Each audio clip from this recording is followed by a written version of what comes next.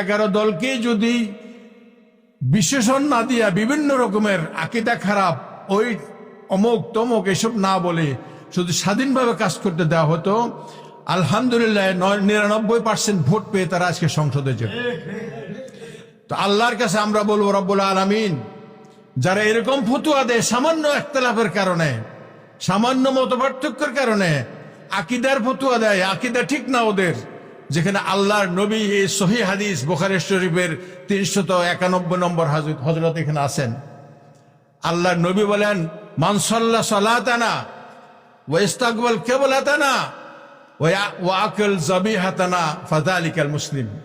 যে আমাদের মতো নামাজ পড়বে, আমাদের কিবলাকে কিবলা মানবে, আমাদের জবাহ করা পশুর মাংস খাবে, সেই মুসলিম। আর কোনো একতলাপ এখানে থাকতে পারে না।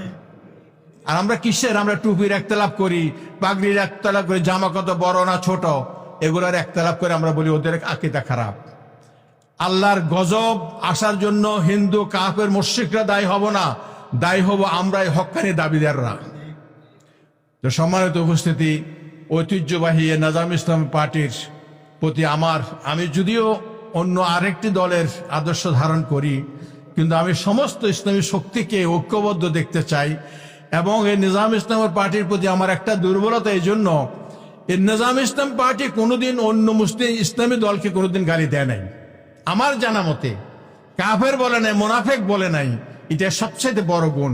এবং আল্লাহ রাব্বুল আলামিন যে 11 দলের সাথে যে নিজাম ইসলাম পার্টি আছে এবং শেষ পর্যন্ত থাকবে, আগামীর চূড়ান্ত লড়াই পর্যন্ত ইনশাআল্লাহ এই নিজাম ইসলাম পার্টি থাকবে, এবং এই 11 দলেই এই দেশে ইসলামী বিপ্লব সাধন করবে।